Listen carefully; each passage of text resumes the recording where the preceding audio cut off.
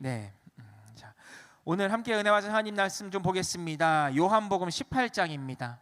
오늘 함께 나누실 하나님 말씀은 신약성경 요한복음 18장 말씀입니다. 18장 1절에서 5절 말씀입니다. 제 성경은 178면에 있습니다. 우리 성경책 갖고 오시는 분들, 우리 제가 예배에 나오실 때 항상 말씀 갖고 나오라고 말씀드리죠. 네, 성경책 갖고 나오라고 꼭 말씀을 드리는데, 우리 은혜 받으실 하나님 말씀 요한복음 18장 1절부터 5절까지 말씀 우리 다 함께 봉독하겠습니다. 시작. 예수께서 이 말씀을 하시고 제자들과 함께 기드론 시내 건너편으로 나가시니 그곳에 동산이 있는데 제자들과 함께 들어가시니라. 그곳은 가끔 예수께서 제자들과 모이시는 곳이므로 예수를 파는 유다도 그곳을 알더라. 유다가 군대와 대제사장들과 바리새인들에게 얻은 아랫사람들을 데리고 등과 횃불과 무기를 가지고 그리로 오는지라. 예수께서 그 당할 일을 다 아시고 나아가 이르시되 너희가 누구를 찾느냐? 대답하되 나사렛 예수라 하거늘 이르시되 내가 그니라 하시니라. 그를 파는 유다도 그들과 함께 섰더라. 아멘. 네, 오늘 함께 나오는 하나님 말씀을 가지고 따라합니다. 위기를 기회로 삼으려면, 오늘 본문 말씀을 가지고 우리 위기를 기회로 삼기 위해 어떤 신앙의 자세를 가져야 하는가 말씀을 통해서 함께 살펴보기를 원합니다. 네, 사순절 기간입니다. 사순절 기간이 뭔지 아시죠?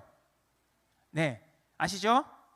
네, 대답한 사람과 대답하지 않은 사람 모두에게 알고 있는 은혜가 임할 줄을 저는 믿습니다. 네, 할렐루야.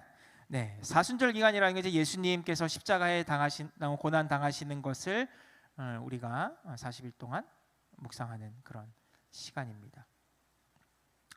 네, 이 예수님께서 잡히시던 그것은 그 당시 제자들에게 굉장히 큰 위기 상황이었을 것입니다. 인생의 삶에서 이런 위기가 찾아오기 힘들 정도로 그들에게는 큰 위기였어요. 우리의 삶에도 마찬가지로 위기의 상황이 있습니다. 언제 위기를 느끼죠? 우리가 언제 위기를 느낄까요? 누군가가 나를 때리려고 할 때 갑자기 겁이 날 때도 있습니다. 싸움이 날 것 같을 때, 아니면 여기 이제 운전하는 친구들 이제 있을 텐데 사고 나본 사람, 접촉 사고,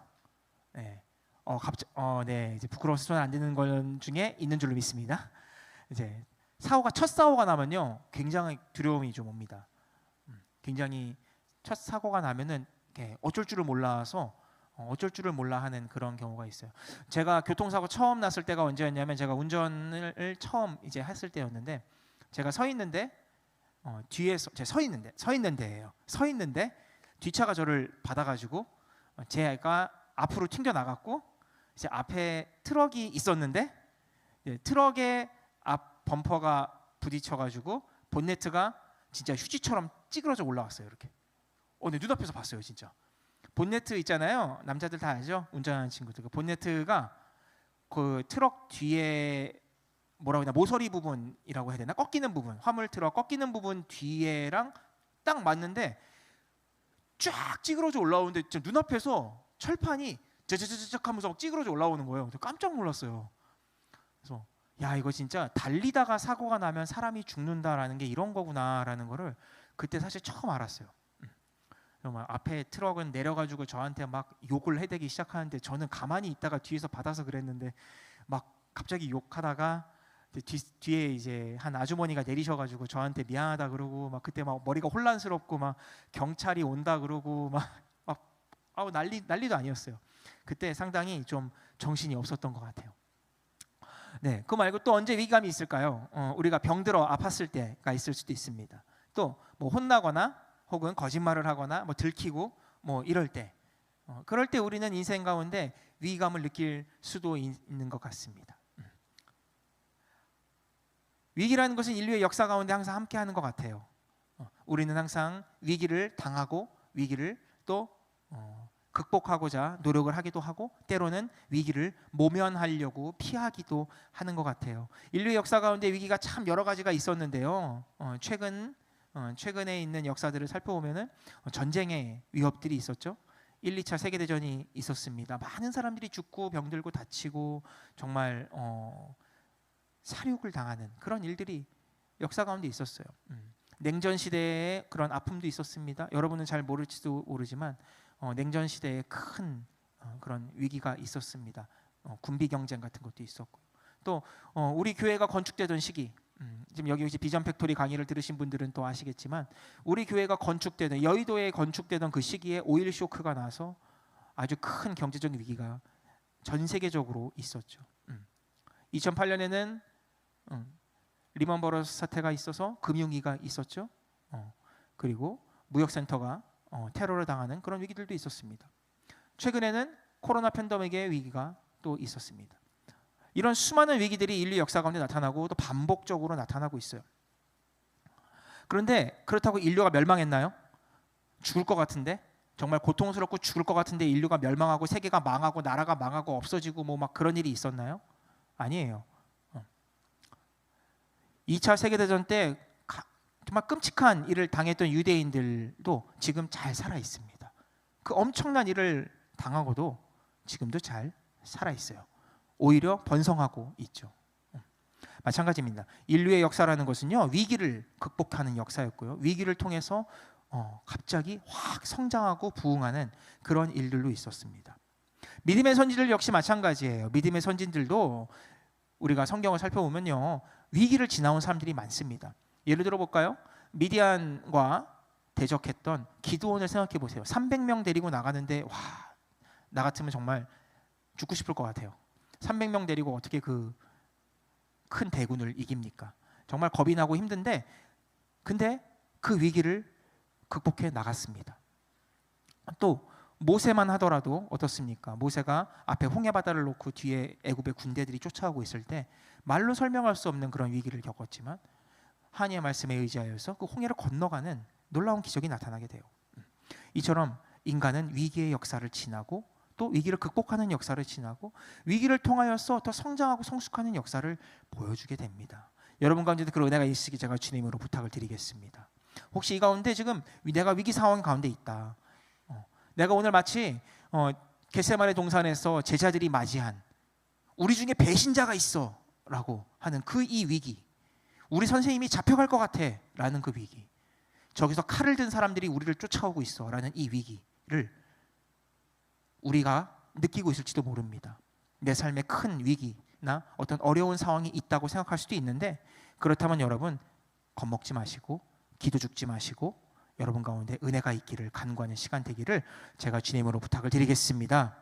한국교회 역시 마찬가지입니다. 우리 청년세대 역시 마찬가지예요. 코로나를 통해서 큰 위기를 겪었고 교회가 어려움을 당한다는 이야기가 뉴스에 인터넷에 많이 떠돌았습니다. 그러나 여러분, 이 가운데 저는 선언합니다. 제가 감히 선언하는데 이 가운데 정말 남겨진 자들이 있는 줄을 저는 믿습니다. 제가 어제 성경 읽고 있는데 그 남겨져 있는 자들이 있다 그랬잖아요. 엘리야가 그렇게 어려움을 당하고 나서 로뎀 나무에 있을 때 남겨진 것들이 있었다는 말이에요. 엘리사가 있었고요, 그리고 예후에게 기름을 부으라는 이야기가 있었고요, 남겨진 구루터기 같은 신앙들이 있다고 이사야서에도 기록이 되어 있어요. 여러분이 그런 사람이 되는 줄을 저는 믿습니다.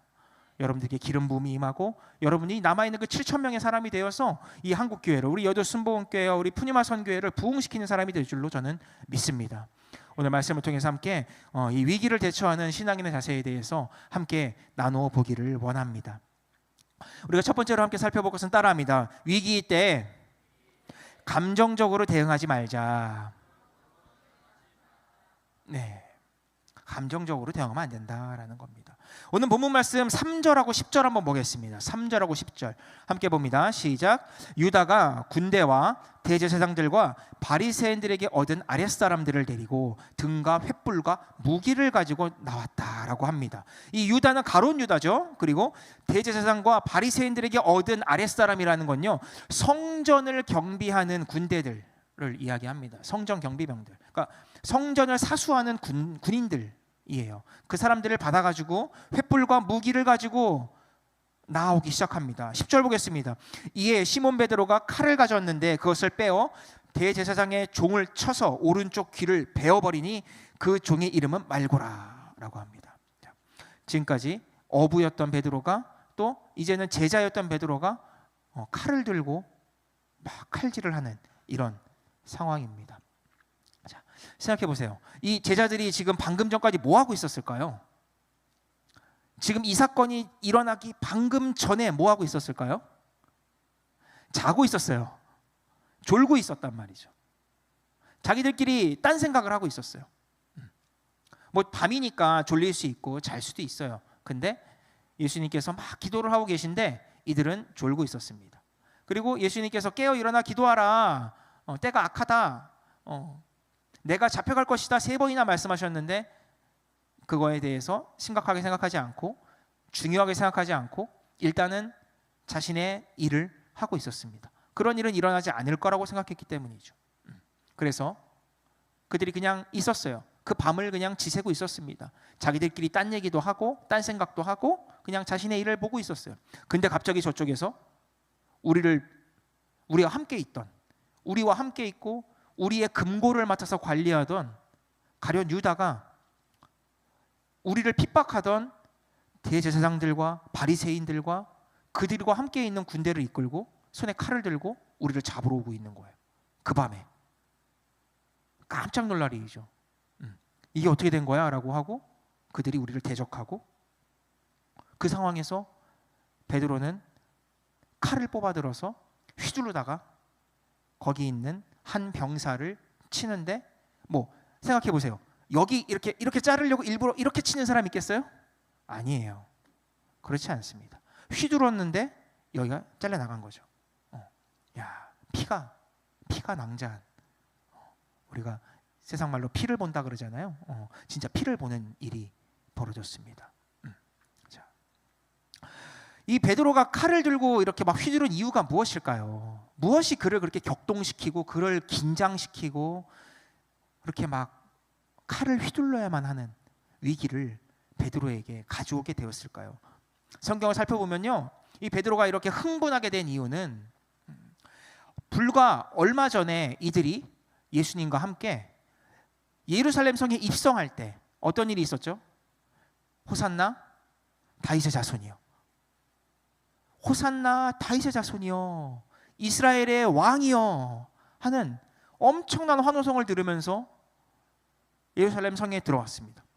생각해 보세요. 당시 예루살렘 성에 누가 살고 있었을까요? 당시 예루살렘 성에는요, 하나님의 성전, 두 번째 성전이죠. 그 성전이 있었고요. 대제사장들이 있고요. 바리새인과 서기관과 율법교사와 유대인들이 거기 많이 살고 있고요. 로마 정치 지도자들이 거기 살고 있고 군사 지도자들이 거기 살고 있었어요. 수도니까. 그렇죠? 유다 식민지의 도읍이잖아요. 그렇죠? 예루살렘이 중심지고.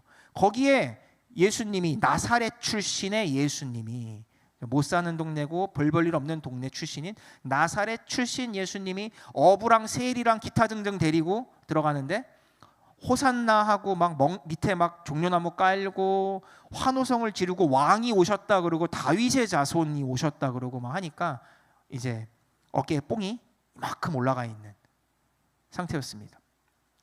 그래서 그런지 그들이 최후의 만찬 자리에 갔을 때 어떤 일이 있었냐면 예수님이 다시 말씀하세요. 너희가 이제 내가 떠나게 될 것이다. 내가 죽임당하게 될 것이다. 인자가 버림받게 될 것이다. 인자가 십자가를 지고 가게 될 것이다 라고 얘기할 때 베드로가 뭐라고 말하냐면요, 모두 주를 버릴지라도 나는 결코 버리지 않을 것입니다. 내가 주와 함께 죽을지언정 주를 부인하지 않겠습니다. 충성서약을 합니다. 이게 우리가 성경을 봐서 이런 건데 뭐 약간 그런 사극 같은 거 한번 생각해 보세요. 사극이나 시대극 같은 걸로 한번 생각해 보면요, 이거 진짜 충성서약입니다. 제가 주군을 버리지 않겠습니다. 내가 주군과 같이 죽겠습니다. 뭐 이런 거예요, 사실. 야, 얼마 전에 왕과 함께 가는 어떤 그런 수종드는 사람으로 입성해가지고 지금은 이제 내가 죽을 때까지 당신을 배신하지 않겠습니다. 막 서약을 했어요. 그런데 며칠 안 지나서 밤에 갑자기 기습을 당한 거죠. 우리 안에 배신자가 있었고 그 배신자가 군대를 이끌고 왔고 그 군대가 칼과 창과 몽치를 들고 와가지고 우리 스승님을 잡아가려고 하는 거죠. 그래서 베드로는 자기의 힘과 권세와 또 자신의 적개심을 근거로 해서 옆 사람의 칼을 뽑아서 휘두릅니다. 거의 본능적으로 칼을 막 이러고 휘두르게 되죠.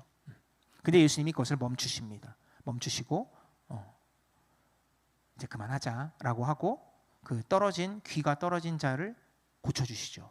자, 왜 그러셨을까요? 생각해 보세요. 어부 출신 베드로가 칼을 휘둘러 봐야 뭘 하겠어요. 거기서 괜히 죄만 더 커지는 것이고 살인자가 되는 것이고 이후에 베드로가 큰 일을 해야 되는데 그것이 가당하지 못하죠. 불가능하죠. 예수님께서 그 밤에 그 피가 낭자해지는 것을 원치 않으셨습니다. 그리고 그냥 끌려가셨어요. 하지만 그와 함께 있던 제자들은 그 상황을 인정하기 힘들었고 감정적인 대응을 하게 됐다라는 겁니다. 이처럼 우리가 위기 상황 가운데 감정적으로 대응을 할 때가 많습니다. 현실을 인정하기 힘듭니다. 내가 당한 현실을 받아들이기도 힘들어해요. 두려움을 느끼거나 원한을 품기도 합니다. 성경에도 이런 일들이 많이 나타나죠. 사울이 이스라엘의 첫 번째 왕이 됐습니다. 베냐민 지파 출신이고요. 당시 베냐민 지파는요 아주 작은 지파였어요. 왜냐? 그 사사기 후반부를 읽어보면 아는데 사사기 후반부에 보면 이 베냐민 지파가 아주 흉악한 행동을 해가지고 거의 멸절당하기 직전까지 당합니다. 굉장히 작은 지파, 그리고 좀 소외받는 인식이 안 좋은 지파, 그 중에서 기스의 아들 사울이라는 자가 왕으로 선택돼서 사무엘을 통치하던 이스라엘을 이어받아서 왕이 됐어요. 굉장히 영광스러운 자리에 올랐죠. 근데 나보다 키도 조그맣고 나보다 나이도 어리고 어디서 먼지 냄새 나고 들 냄새 나는 가축 냄새가 나는 한 친구가 나타나가지고 저 멀리 있는 큰 거인 골리앗을 죽이고 사울은 천천히요 다윗은 만만이라. 이 말을 들을 때 그의 눈이 확 뒤집어졌다는 거예요. 내가 이거는 두고 못 본다. 다윗이 나라 말고 더 원할 게 무엇이 있겠느냐라고 말을 할 정도로 큰 적개감을 느끼고 위기감을 느낍니다. 내 나라를 빼앗길 것 같다는 거죠. 내가 이제 내 아들들에게 나라를 물려줘야 되는데 저 다윗 저놈이 내 나라를 가져갈 것 같다. 사람들이 민심이 그한테 있다 생각을 하니까 확 위기감을 느끼죠. 그리고 다윗을 죽이려고 쫓아다니고 창을 던지고 뭐 그런 일들이 있었습니다. 그뿐만이 아닙니다. 많은 위기 상황이 성경에 기록되어 있어요. 창세기만 보더라도 가인이 아벨을 죽이지 않습니까? 가인이 아벨을 죽여요. 그러고 나서 가인은 뭐라고 말을 합니까? 하나님, 내가 동생을 지키는 자입니까? 라고 말을 하죠. 자기는 화가 난 거고 그 화가 나서 살인을 한 거에 대해서 어떻게든 간에 뭐 빠져나가려고 떳떳하게 빠져나가려고 그런 일들을 하기도 합니다.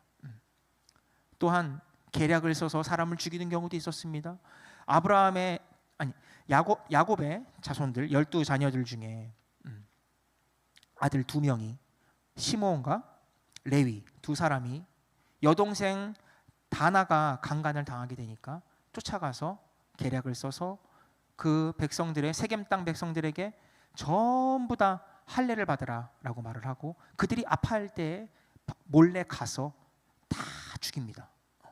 보복을 피해 보복을 하죠. 이런 일들이 있어요.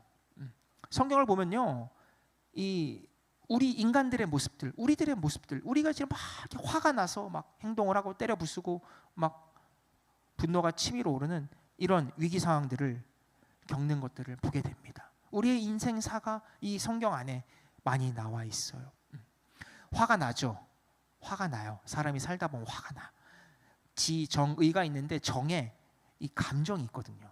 우리 화가 납니다. 근데 여러분, 우리의 감정적인 화를 이 위기 상황 가운데 누르시는 여러분 되시기를 주님으로 부탁을 드리겠습니다. 우리가 마음에 들지 않을 때가 있어요. 성경에도 또 그런 이야기들도 있습니다. 예를 들어서 막 다윗이 골리앗이 막 하나님을 비방하는 것을 더는 듣고 못 보겠다 그래가지고 막 화를 내면서 내가 저 골리앗을 내 죽일 거라고 막 화를 내. 그것은 감정적인 화인가요? 아니에요. 그것은 거룩한 분노, 하나님의 영광을 더럽히는 자에 대한 거룩한 분노였습니다. 예수님이 바리새인들과 서기관들을 향해서 이 독사의 자식들아 그러면서 막 회칠한 무덤 같은 자들아 막 이러면서 막 이야기하실 때 그것이 감정적인 것이었나요? 아닙니다. 그것은 하나님의 영광이 가려지는 것에 대한 안타까움이었다는 거죠. 그러나 우리 인간들은 어떻습니까? 저도 그렇고 여러분도 그렇고 화가 나요. 왜 화가 나요? 내 마음에 안 들어서, 내 성에 차지 않고 내 마음에 안 들어서. 저도 자주 그럽니다. 저도 자주 화가 나요. 가끔 화가 날 때 보면 우리 어벤져스에 보면 이제 헐크가 그런 얘기 하잖아요. 나는 언제나 화가 나 있어, 막 이렇게 이야기를 하는데 내가 그런가? 막 그런 생각을 가끔 할 때가 있어요. 화가 날 때가 있어요. 근데 여러분, 우리 가운데 위기 상황이 닥쳐왔을 때 그것들을 주님의 이름으로 잘 누르시는 여러분 되시기 주님의 이름으로 부탁을 드리겠습니다. 세상이 악해질수록 우리 가운데, 신앙 가운데, 신앙생활과 우리의 환경 가운데 많은 것들이 빼앗기고 많은 것들이 억압당하고 많은 것들이 모함을 당하기도 합니다. 세상 사람들은 나가서 데모하고 막 시위를 벌이고 피곤하게 합니다. 자신의 권리를 지키기 위해서.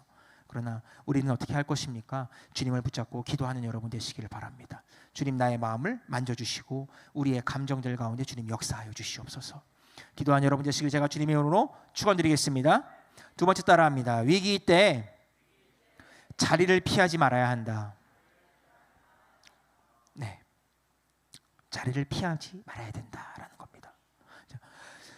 오늘의 이 주인공 중에 한 명인 베드로, 이 베드로가 어떻게 됐냐면요, 예수님의 그 옆을 지키기 위해서 칼을 휘두르다가 어떻게 됐냐?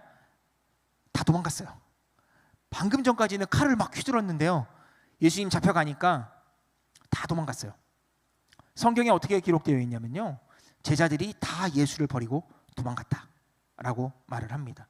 심지어 마가복음을 보면요, 이 마가복음을 기록한 마가 요한은 혼니부를 버리고 거의 뭐 속옷 차림으로 막 도망갔다라고 기록이 되어 있을 정도예요. 제 베드로도 마찬가지였다는 거죠. 칼 휘두르다가 하고서는 예수님 잡혀가니까 다 흩어졌어요.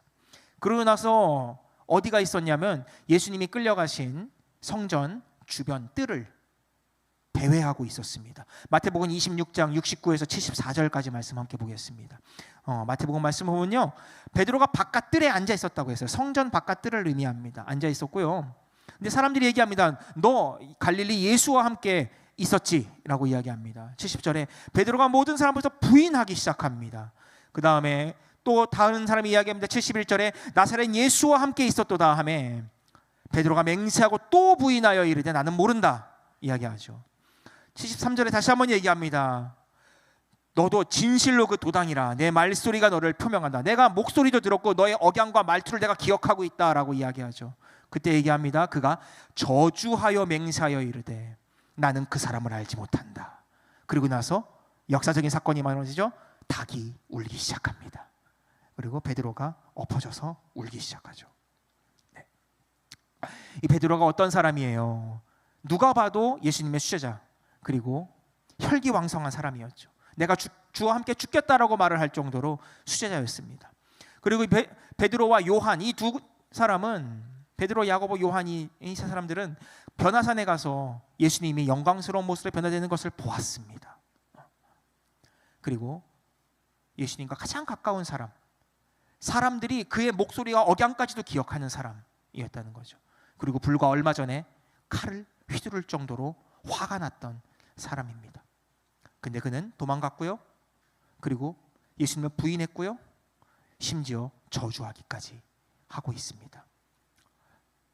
우리는 이 위기 상황을 피하는 본성을 가지고 있는 것 같습니다. 자신의 말과 행동에 대해서 스스로 책임지지 못하기 때문이죠. 자기의 정당성을 확보하기 위해 거짓말을 하기도 하고 핑계를 대기도 합니다. 핑계를 정말 아주 많이 대요. 내가 무엇 때문에 못했어요? 그래서 못했어요? 원래 그래서 못했어요? 라고 이야기할 때가 많죠. 타인에게 나의 연약함이 알려지고 나의 연약함이나 잘못이 드러나는 것, 때로는 폭로되는 것을 굉장히 경계합니다. 성경에도 이런 이야기들이 많이 기록되어 있어요. 아까 말씀드린 대로 우리의 연약한 인간사의 모습들이 많이 기록되어 있습니다. 창세기 딱 열어서 2장 넘기면 나타나죠. 창세기 3장 12절 13절 보겠습니다. 아담이 이르되 하나님이 주셔서 나와 함께 있게 한 여자, 그가 나에게 열매를 주었다. 그리고 뱀이 나를 꾀므로 내가 먹었나이다. 핑계를 대고 하나님의 핑계를 대기 시작하죠. 뱀 누가 만들었어요? 하나님이 창조하셨거든요. 여자는 누가 만들었어요? 하나님이 창조하셨거든요. 나는 피해자다라고 이야기를 하기 시작하죠. 그뿐만이 아닙니다. 그래서 그런지 모르겠지만 이 아담의 자손인 가인이 자신의 동생인 아벨을 쫓아 죽였을 때 아까 이야기한 것처럼 나는 무죄하다, 나는 이것과 상관없다라고 하나님께 항변하기 시작합니다. 하나님이 말씀하시잖아요. 내 아우가 어디 있느냐, 내 아우의 핏소리가 나를 찾는다라고 말할 때 나는 뭐 알지 못합니다, 나는 알지 못합니다라고 거짓말을 하기 시작하죠. 그래서 그런가요? 또 가인의 자손 중에 라멕이라는 자가 있습니다. 성경에 잠깐 나오는데요. 라멕이 뭐라고 말을 하면요, 나의 상처로 말미암아 내가 사람을 죽였고 나의 상함으로 말미암아 내가 소년을 죽였도다.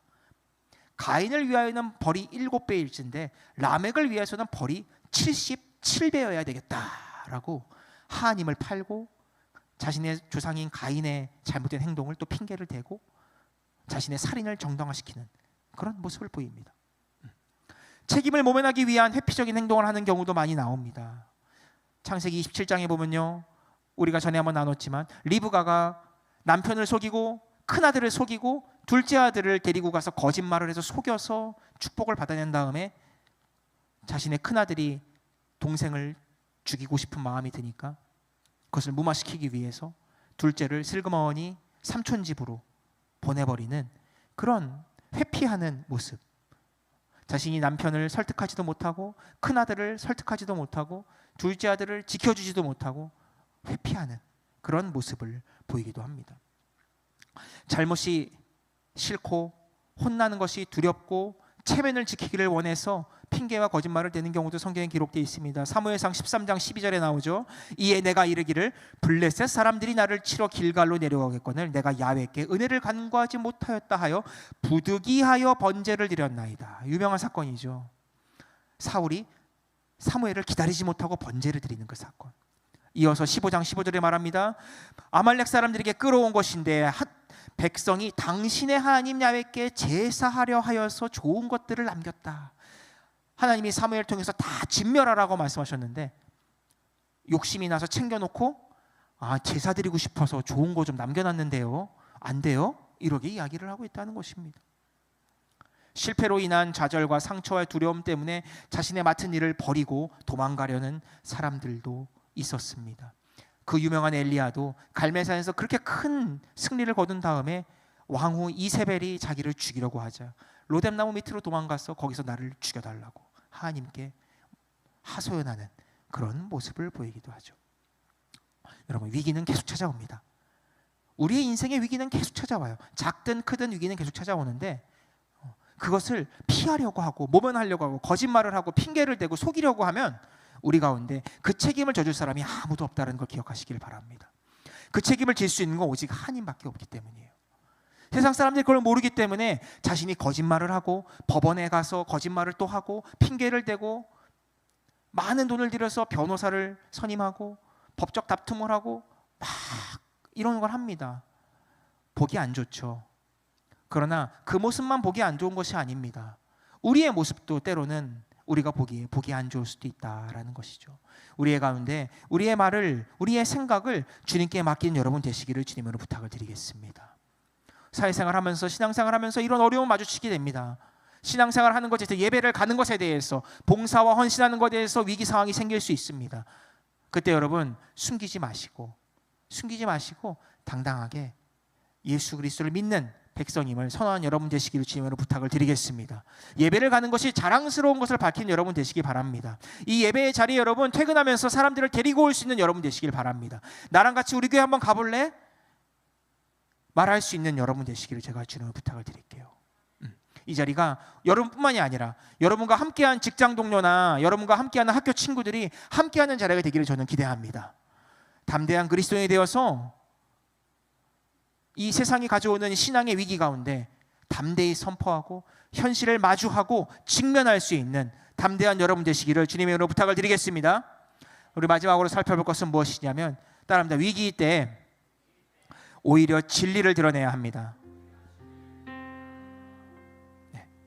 자, 아까 한 이야기랑 이어지는 이야기입니다. 많은 사람들이 위기 때 거짓으로 숨기고 속이려고 하고 핑계를 대요. 그런데 그럴 때일수록 우리는 사실은 진리를 말해야 된다라는 거예요. 밖에서 베드로는 예수님을 부인하고 저주하기까지 했습니다. 근데 안에서는 어떤 일이 있었을까요? 그 성전 안에서 대제사장과 마주하고 있는 예수님은 어떤 말씀을 하셨을까요?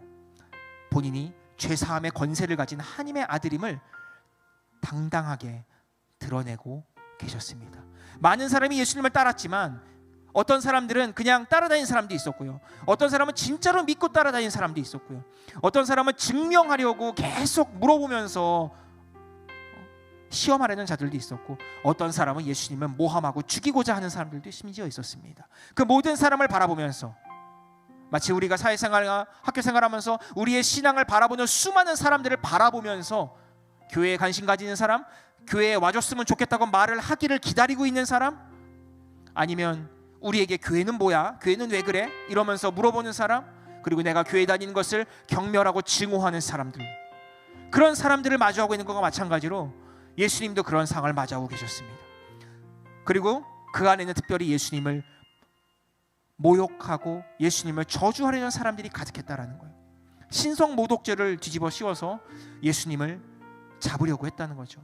그것을 알고 계셨기 때문에 예수님은 내가 인자가 들림을 받아야 될 것이다, 인자가 고난받을 것이다 이야기하시면서 겟세마네 동산에서 오늘 본문에 이 잡히시기 직전까지 눈물로 기도를 하시고 피가 나도록 기도를 하셨다고 성경에 기록되어 있잖아요.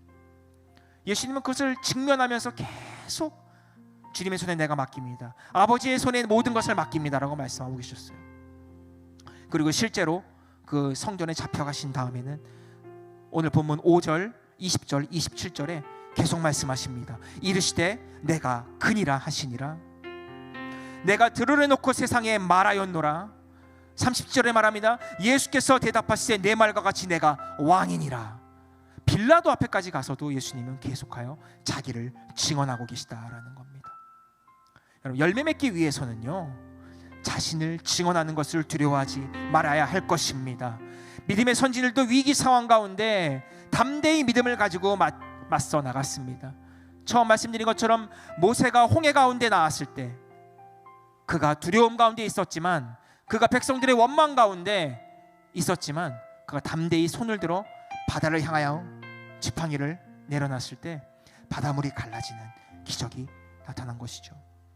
바벨론에 끌려갔던 다니엘도 그 세 친구들도 마찬가지로 여전히 신앙을 고백하고 있었다는 것입니다. 다니엘 3장 16절하고 17절 말씀, 다니엘 3장 16절 17절 말씀 보겠습니다. 사드락과 메삭과 아벳느고가 왕에게 대답하여 이르되 느부갓네살이여, 우리가 이 일에 대하여 왕에게 대답할 필요가 없나이다. 왕이여, 우리가 섬기는 하나님이 계시다면 맹렬히 타는 풀무불 가운데서 건져내실 것입니다. 그리고 이어서 다니엘 6장 10절에도 이야기합니다. 다니엘이 이 조서가 왕의 조장이 찍힌 것을 알고도 돌아가서 전에 하던 대로 하루에 3번씩 무릎 꿇고 기도하고 있었다라고 말하고 있습니다.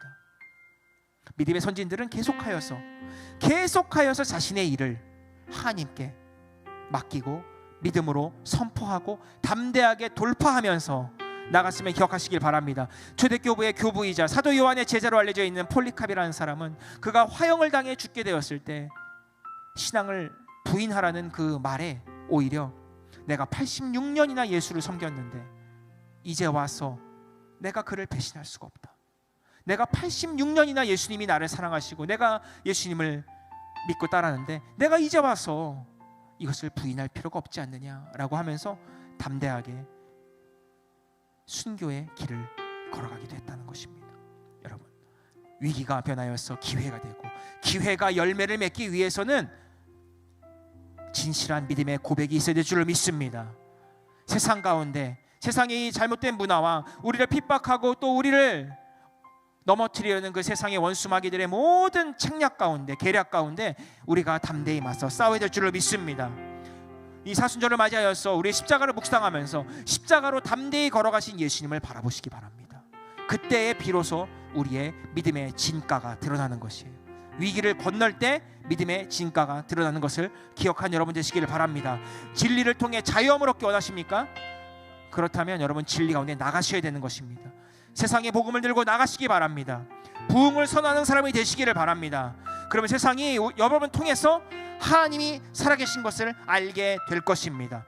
아무 말도 하지 않는다면 세상은 계속하여 우리를 넘어뜨리려고 할 것이지만, 우리가 세상을 향해 선포한다면 우리가 하나님을 만나게 될 것입니다. 하나님과 함께 위기를 돌파한 여러분 되시길 제가 주님으로 축원드리겠습니다. 우리 가운데 큰 축복이, 부흥의 은혜가 임할 것을 기대하십니까?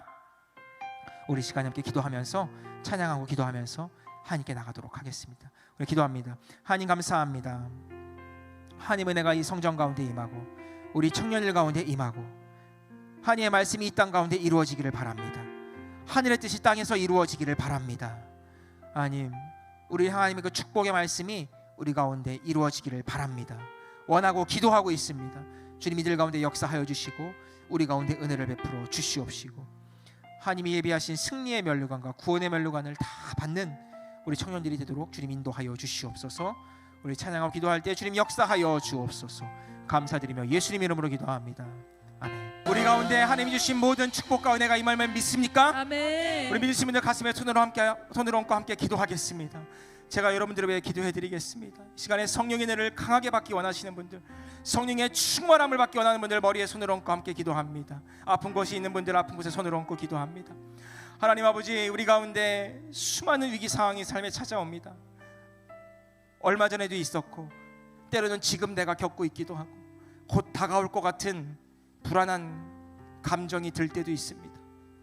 우리가 그것을 피하고 싶을 때도 있고 그것을 다른 사람에게 떠넘기고 싶을 때도 있고, 자신의 책임이 아니라고, 나와는 상관없는 일이라고 나를 속이고 사람을 속이고 때로는 세상에서 그렇게 살아가려고 할 때도 있습니다. 하나님, 우리 연약함을 보시옵소서. 우리가 처해 있는 삶의 그 모든 연약함을 보시옵소서. 하나님, 예수께서 잡히시던 날 제자들의 그 연약한 모습들을 보시옵소서. 그것이 우리 모습인 줄로 믿습니다. 우리의 삶에 그런 모습이 있었습니다. 내가 주를 버리고 떠나겠다. 내가 이렇게 살아가는 것보단 차라리 세상과 타협하는 것이 낫겠다. 내가 더 이상 예수의 이야기를 하지 말고, 내가 더 이상 교회의 이야기를 하지 않고, 내가 더 이상 나의 신앙의 얘기를 다른 사람에게 하지 말아야겠다. 내가 그로 인해 상처받는 것이 두렵다. 그렇게 나를 제한하고 하나님의 역사를 제한하고 그것을 가슴에 큰 아픔으로 갖고 있기도 합니다. 때로는 우리 가운데 관계의 문제, 또 여러 가지 문제들로 인하여서 공동체를 떠나고 싶고 사람을 떠나고 싶고 혼자 있고 숨고 싶을 때도 있습니다. 하나님, 우리 연약함을 보시옵시고 우리 가운데 수많은 이 위기들을 주님과 함께 헤쳐나가게 하여 주시옵소서. 우리가 감정적인 대응을 하는 것이 아니라 주 안에 기도하면서 방법을 찾게 하여 주시옵소서. 우리 가운데 하나님, 그 두려움을 피하는 것이 아니라 두려움을 마주하게 하여 주시옵시고, 아버지, 그 두려움을 바라보면서 꾸짖으며 떠나게 하여 주시옵소서. 예수 이름으로 명하노니 모든 문제가 떠나갈지어다. 우리에게 두려움을 주는 사단 원수마귀가 묶어놓고 떠나갈지어다. 우리 가운데 불가능하게 하다는 생각하는 것들, 부정적인 감정들이 예수 이름으로 떠나갈지어다. 우리 가운데 할 수 있다는 믿음이 있게 해주시옵시고, 하면 되는 도전이 있게 해주시옵시고, 우리가 마치 여기서 해낼 수 있다는 믿음이 있게 해주셔서 우리의 생각이 변화되고 우리의 꿈이 변화되고 우리의 믿음이 변화되고 우리의 말이 변화되게 하여 주시옵시며, 입술의 선포를 통하여서 하나님이 주신 절대 긍정과 절대 감사의 믿음이 나타나게 하여 주시옵소서. 주님 안에 모든 두려움이 떠나갔습니다. 이제 내가 세상을 내가 담대하게 선포할 것을 믿습니다. 나의 입술에 권세를 주시옵소서. 주의 성령이 나에게 임하셔서 하나님, 침례 요한이 광야에 외치는 소리가 됐던 것처럼 이들 모두 가운데 하나님 그 역사가 임하게 하여 주시옵소서. 성령을 받게 하여 주시옵시고 성령을 받고 담대히 선포하게 하여 주시옵소서. 예배의 자리로, 믿음의 자리로 다시 돌아오게 하여 주시옵시고, 나의 가족을 구원하고 일가친척 형제자매 친구들을 구원하고 모든 동료들을 구원하고 이 성전이 차고 넘치는 역사가 임하게 하여 주시옵시며, 오부예배가 부흥하고 철예배가 부흥하고 각 교회의 모든 모임과 기도회가 부흥하게 하시고, 특별히 아버지 우리 선교 가운데 함께 하셔서 아버지 해외 선교와 국내 단기 선교가 부흥하게 해주시옵시고, 이 가운데 하나님의 일꾼들이 넘쳐나게 하여 주시옵소서. 하나님께서 우리가 축복을 주심을 믿습니다. 모든 두려움이 떠나갈지어다. 우리가 많은 사람을 부여하게 하는 사람이 되게 해주시옵시고, 영적으로 부유하게 하는 자, 그들의 잘못된 믿음과 세상에 있는 모든 타락한 것들이 우리가 믿음으로 선포하며 나갈 때 다 떠나게 해 주시옵시고, 우리가 서는 곳이 하나님 나라가 되게 하여 주시옵소서. 가정이, 직장이, 사업이, 학업이, 우리가 처해 있는 모든 상황과 환경들이 내가 밟는 모든 땅마다 하나님께 회복되고 우리가 부요함의 역사를 나타내게 하여 주시고, 그 역사가 우리 가운데 있게 하여 주옵소서. 또한 아픈 곳에 병들고 손 얹고 기도하는 자들 주님 예수 이름으로 치유받을지어다. 관절고수의 질병이 치료받을지어다. 뼈와 근육의 모든 질병이 떠나갈지어다. 하나님, 신경과 조직세포의 질병이 떠나갈지어다. 암덩어리가 떠나가게 하여 주시옵시고, 뇌혈관 질환이 떠나가게 해 주시옵시고, 오장육부 사지백체의 모든 질병이 떠나가게 해 주시옵시고, 어깨, 팔다리, 허리, 발목의 통증이 떠나가게 해 주시옵시고, 우리 가족의 질병, 부모님의 질병 떠나가게 해 주시옵시고, 하나님, 그 질병이 떠난 걸 말미암아 하나님이 살아계신 것을 증거하게 하여 주시옵소서. 병마가 떠나간 줄을 믿습니다. 우리 가운데 큰 복이 임할 줄을 믿습니다. 주님 역사하여 주옵소서. 믿고 감사드리며 이 모든 말씀 우리 주 예수님 이름으로 기도드렸습니다. 아멘. 지금 우리 주 예수 그리스도의 크고 무한하신 은혜와 아버지 하나님의 놀라우신 사랑과 보혜사 성령님의 함께하고 내주하시고 교통하심이 이 자리에 남아서 함께 부르짖고 간구하며 믿음을 가지고 말씀을 가지고 우리의 삶의 모든 위기를 헤쳐나가길 원하는 그리스도의 귀한 백성들 가운데 날마다 함께 하시기를 간절히 축원하옵나이다. 아멘.